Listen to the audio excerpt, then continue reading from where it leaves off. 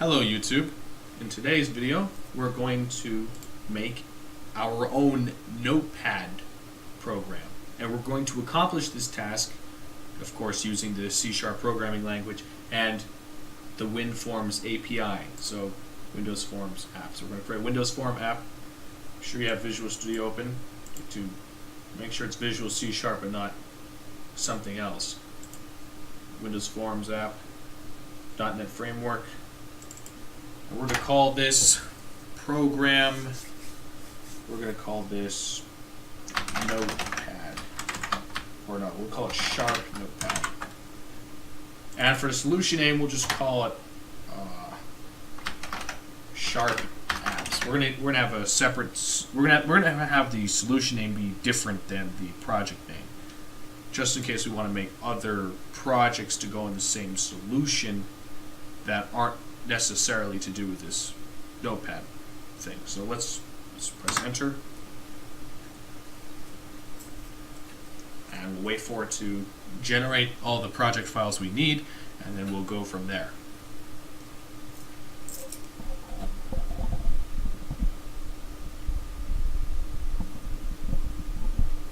Alright, so now our thing has loaded.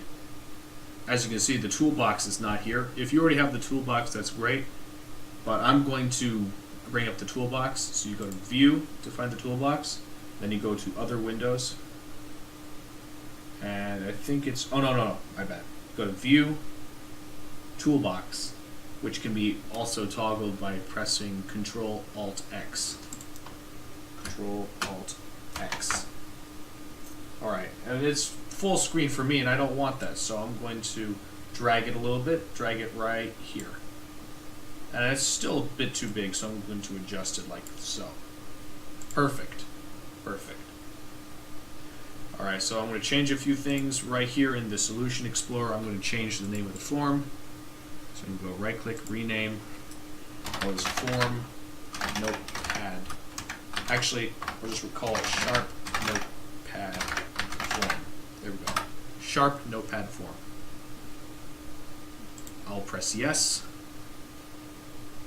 Alright, so that's a bit closer to what we want. I'm going to change the title right here, which is controlled by this text property. I'm going to change the title to Sharp Notepad. I don't know if this name is already taken. Like, I don't know if anyone has named a program of theirs Sharp Notepad before, so we'll find out the hard way if someone has. Alright, so what does a Notepad application need? So I'm going to open up Notepad right here, and we'll look at it for some inspiration. So we got Notepad. So what does Notepad have? Well, it has a text box, right? Looks like it has a scroll bar if you go down far enough. Yes, it has a scroll bar. It's got a menu, right? A toolbar. So we can get those things really easily. So let's see.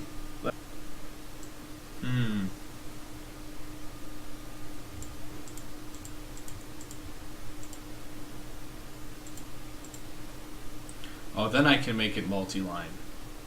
So I docked it before making it multi-line. Now I think I can make it multi-line and it'll be fine. It looks like it'll be fine now. Yes. So here's the tip, right? So you place the tool menu first, then you place the text box, dock the text box, then you make the text box multi-line so that it adjusts correctly. Let's see how this works. So far so good.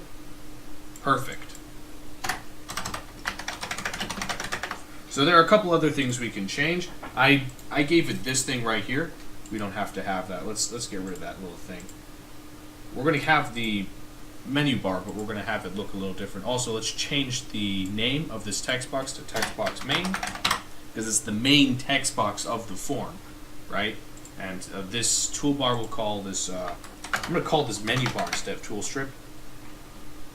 Menu bar, yep. And then right here, we're going to add a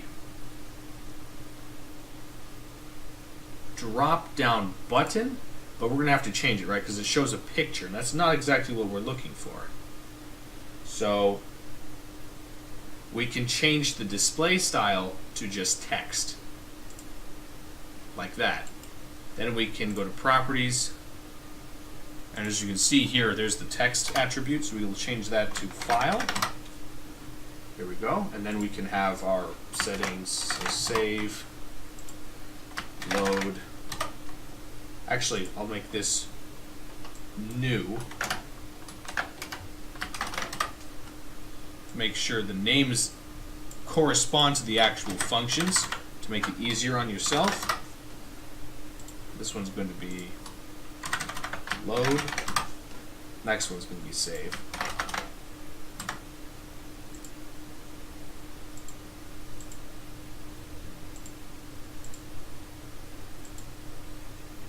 I'm going to make this a separator so that we'll have a little space. So to choose your thing, you go click on that. You can choose separator if you want. If you want to make like a line, and that's great if you don't want the user to be able to click on something but still want to have some space in between. And I think we can still change stuff about this right here. If we needed to, we could change the attributes. I'm going to give every part of this file menu a name, a proper name, so that if we wanted to generate code for it, it would make sense.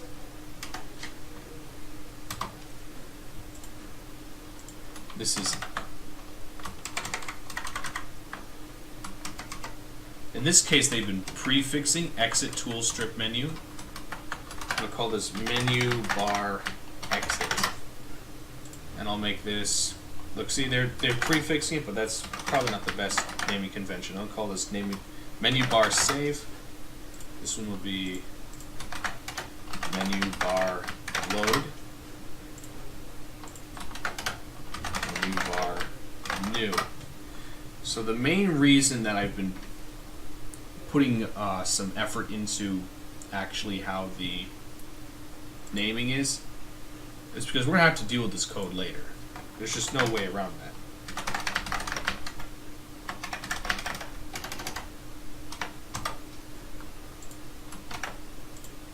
Let's generate some code for the exit option. Okay, here we go. We're going to get rid of this old code here that we had generated before. Now that we've got this one, and we can, I think, use application.exit. Yes.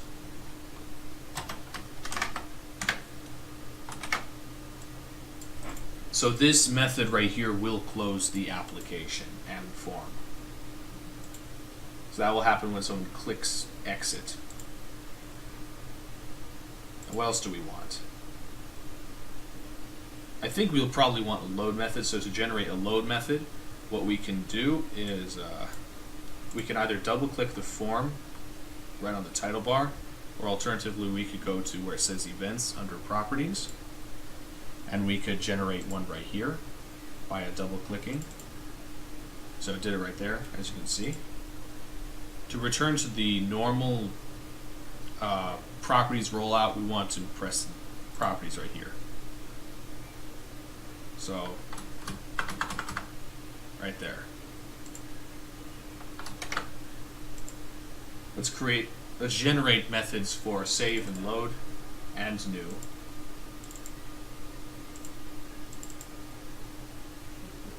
So what I imagine new will do is just clear the main text box. So to do that, we will go text box main clear.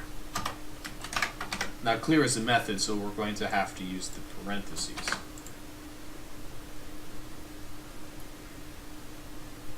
Now for load and save, for save let's try file. Whoops. We could do file dialogues. We could. Right now, oh heck, we'll. All right, hello world. And if we wanted to, new, okay.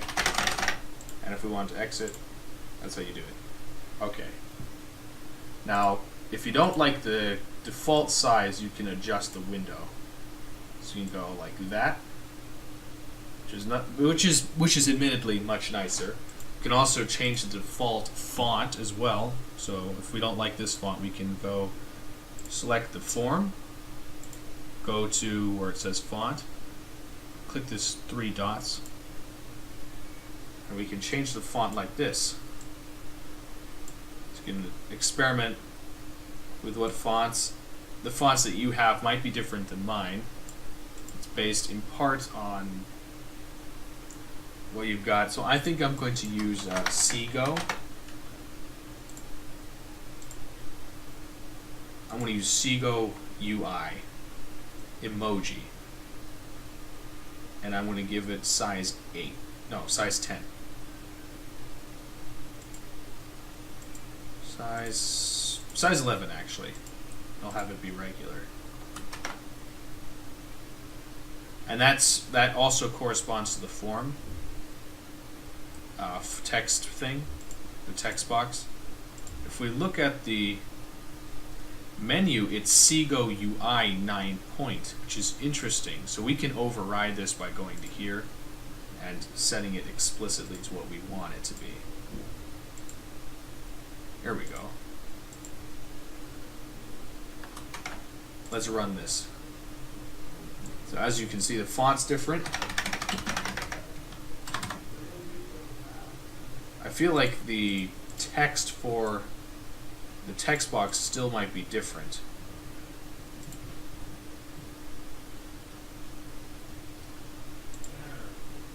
It says Seago UI emoji.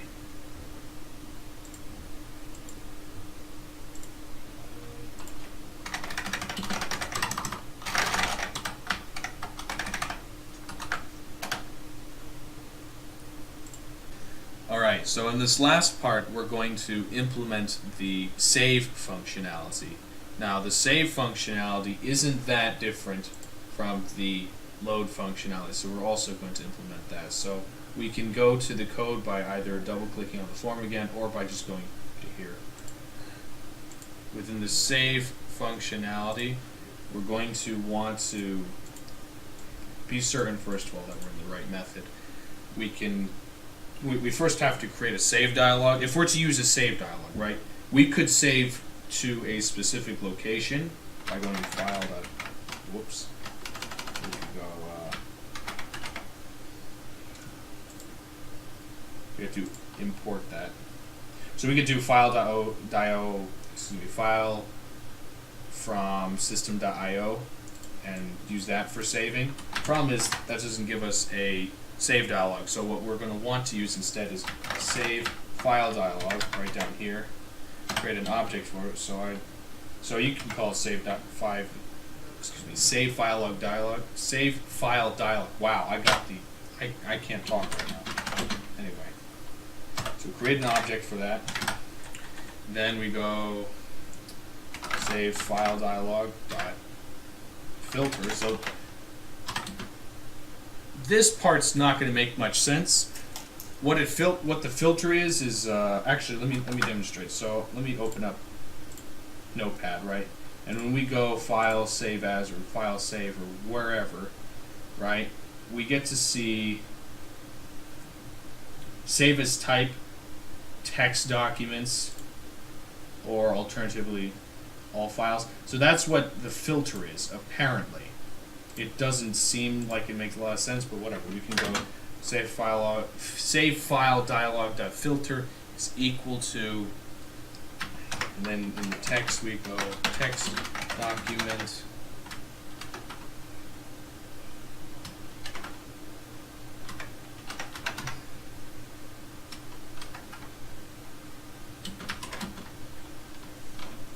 and then we can say dot text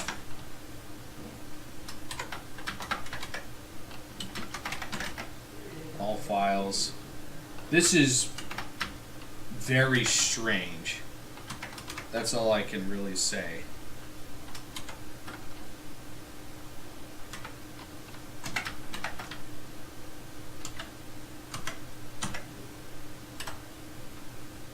So that's the save file dialog. Then we're going to have a simple if statement. This is to check to see if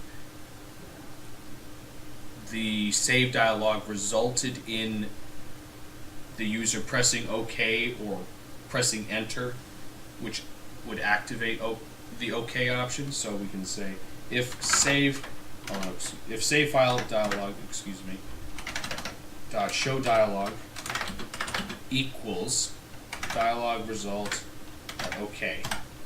If it equals that, then we can not file dialog. So we got to actually add this. So file, from using system.io, right? We're going to need that. So file dot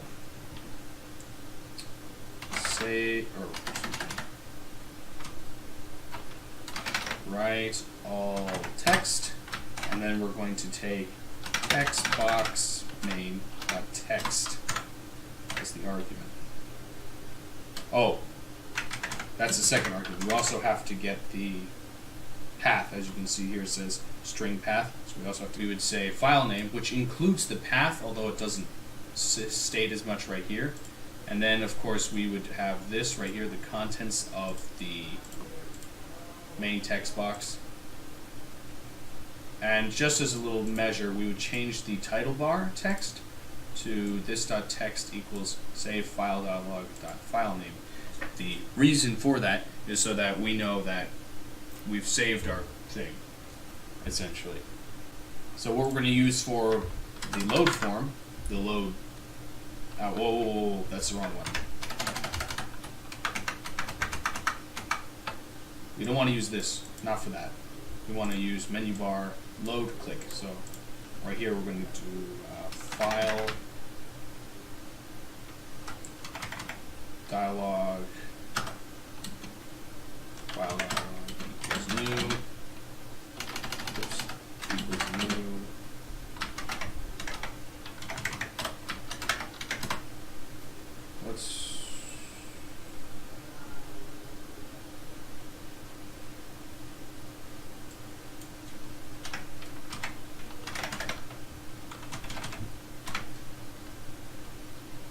And then we can set the filter for file dialog. This is so that we can find the file, right? And we're going to use the same filter from up here. It's going to be opening much the same kind of file.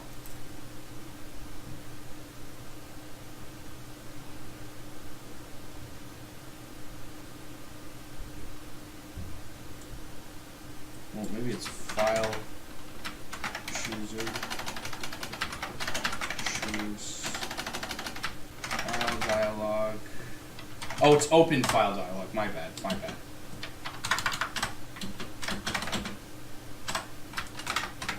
There we go. If something doesn't work quite right, look into it.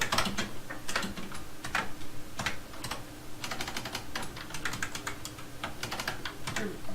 Fix that. File dialog, and then we go if open file dialog, show dialog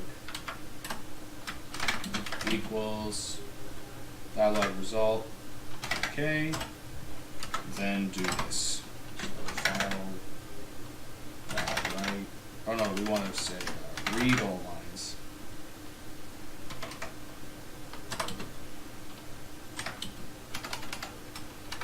And we want to get the location. So the location is open file dialog, file name, and then text box main.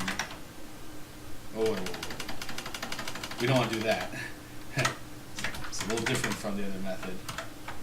And of course, we want the main text box, the text box main, to be equal to this, or to the result of this. Because read all text returns a string. And for good measure, let's say this.text, which refers to the title bar, by the way, is equal to open file dialog file name.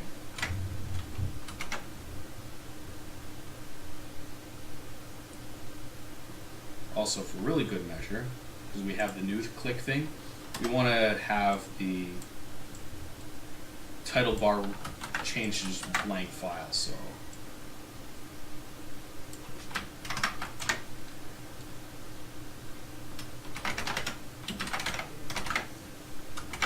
there we go. Let's run it.